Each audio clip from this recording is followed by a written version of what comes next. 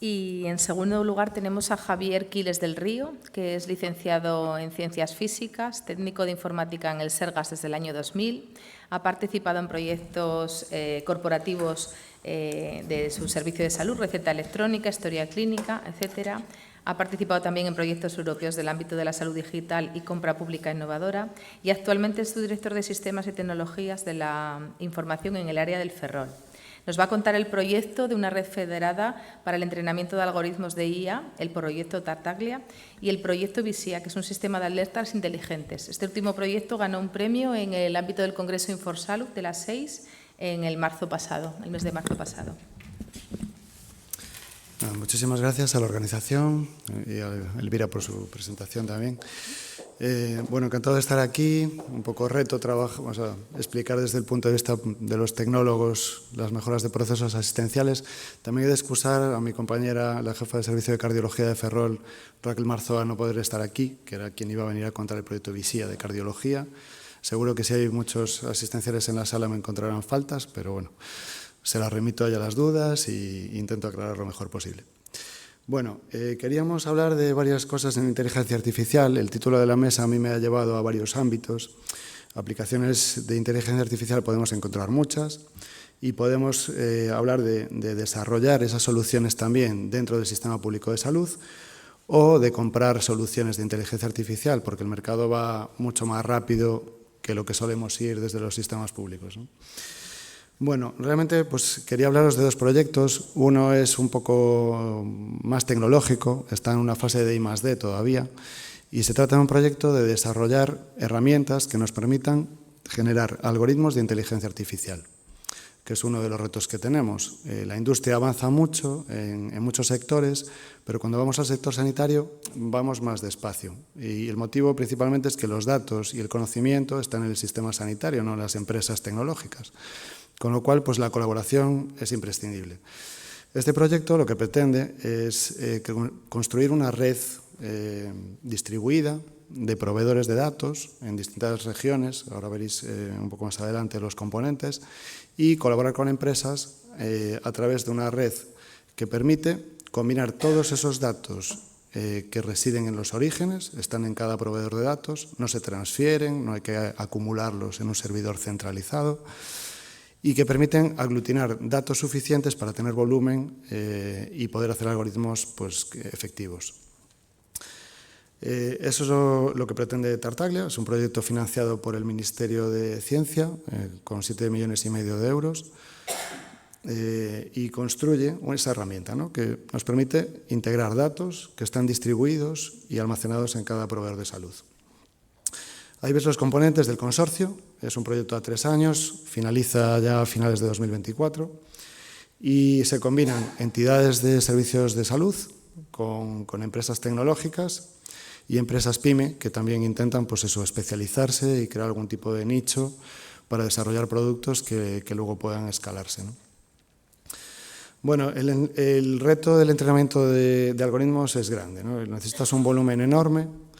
Los datos están distribuidos y además está, por otro lado, la seguridad de los datos. Trabajamos con datos sensibles, datos personales de nivel alto y que, bueno, pues no nos gusta andar transfiriendo sin unas medidas de seguridad pues lo más altas posible, ¿no? La solución que da este proyecto es esta red federada y, bueno, hay más proyectos basados en este esquema, en este paradigma. Y lo que intentamos es eso, exponer nuestros datos, manteniéndolos cada proveedor en su sitio y crear una red que permite desde un punto central operar con todos esos datos, pero sin que se muevan de su sitio. Ahí veis las entidades y comunidades y hospitales que están trabajando en el proyecto y se han definido 5 retos para generar algoritmos que mejoren la precisión diagnóstica, anticipen el diagnóstico o consigan afinarlo, ¿no? Hay un proyecto sobre cáncer de próstata, otro de guiado por imagen basado en ultrasonidos, un algoritmo que predice la aparición de Alzheimer de manera temprana, otro algoritmo que pretende hacer un gemelo digital de un paciente crónico complejo y hacer simulaciones de posibles tratamientos sobre pacientes crónicos complejos y predecir resultados sobre datos, no sobre pacientes reales. Y luego otro proyecto sobre retinopatía diabética. En Sergas estamos trabajando, si veis las líneas rojas, en Galicia en cáncer de próstata y también en retinopatía diabética. Otras comunidades y otros proveedores de datos están integrando otras colecciones para esos retos que os comentaba. Bueno, el proceso es muy complicado tecnológicamente. Tenemos que montar un montón de piececitas técnicas para llevar las imágenes desde los sistemas operacionales, desde los sistemas que realmente utilizan los oftalmólogos y los radiólogos, y destilarlos y etiquetarlos para que realmente sirvan para entrenar algoritmos. Y ese esfuerzo es grande, ¿no? Los sistemas públicos de salud, yo creo que si queremos contribuir en esta carrera tecnológica tenemos que apostar un poco más por tener estructuras de tecnología propias un poco más fuertes. Dependemos mucho y bien de empresas, que yo creo que en España tenemos empresas de altísima calidad en tecnología, pero realmente hace falta también un soporte o una contrapartida o unos interlocutores internos que equilibren lo que hay que hacer por dentro y lo que hay que hacer por fuera, ¿no? No os voy a entrar en detalle, que no son horas de ese esquema, o sea que no os asustéis, que ya paso. Y bueno, cambio un poco de tercio, me paso al segundo proyecto que os quería hablar, que realmente es, bueno, otro esquema totalmente diferente, pongo un punto y aparte aquí importante, y hablamos de un proyecto que hemos desarrollado en el área sanitaria de Ferrol para mejorar el proceso de seguimiento secundario a pacientes con síndrome coronario agudo. Primera diapo, equipo, ¿no? Equipo multidisciplinar, la base de cualquier proyecto de innovación que quiera o pretenda alcanzar éxito, ¿no? Tener pues todos los intervinientes en el proceso sentados en la misma mesa, exponiendo sus actividades, su punto de vista e identificando por dónde hay que atacar ese proceso para mejorarlo, ¿no? No os leo la lista, pero tenemos médicos de primaria, enfermeras de primaria, cardiólogos, informáticos, consultores que nos han ayudado también con el proceso.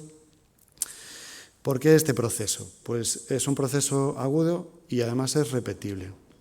Y además esa probabilidad de repetición está asociada a unos factores de riesgo que podemos localizar y que podemos medir. Con lo cual, todo eso hace que el actuar sobre esos factores de riesgo pues tenga una repercusión directa en la mejora de la salud, ¿no? Si mejoramos el control de esos factores, vamos a evitar segundos eventos que pueden producir incluso fallecimiento o lesiones graves, ¿no? Bueno, y el principal factor de riesgo que podemos medir y además modificar a través de tratamientos es el control del LDL-C, una proteína que podemos medir a través de analíticas y que además podemos después controlar a través de tratamiento.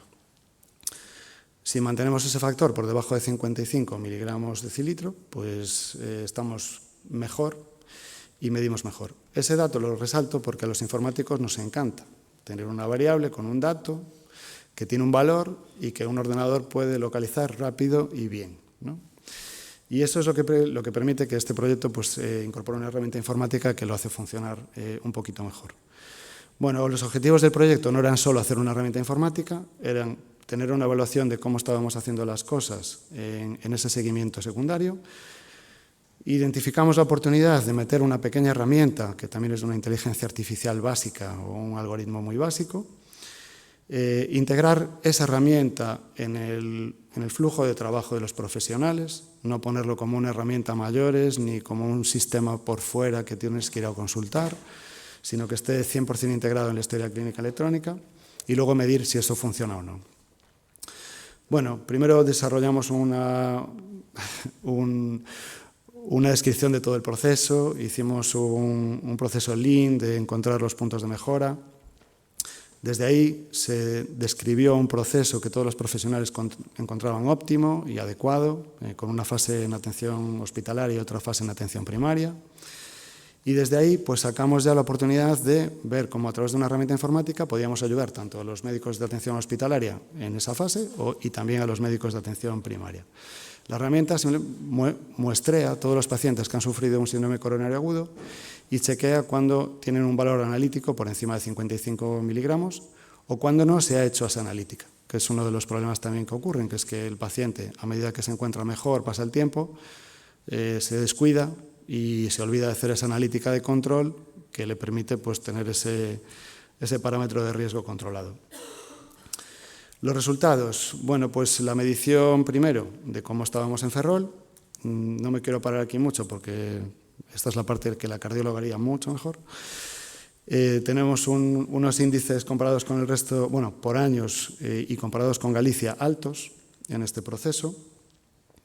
¿Y cuánto tardamos en hacer esas analíticas? También es un factor mejorable. Estamos en unos tiempos altos, con lo cual teníamos que actuar sobre esos tiempos y sobre ese control de analíticas. Hicimos un pequeño piloto con la herramienta sobre 180 pacientes. Ahí está el servicio de cardio en esa ventanita del Hospital Arquitecto Marci de Ferrol. Y bueno, con esos primeros datos hemos encontrado buenos resultados.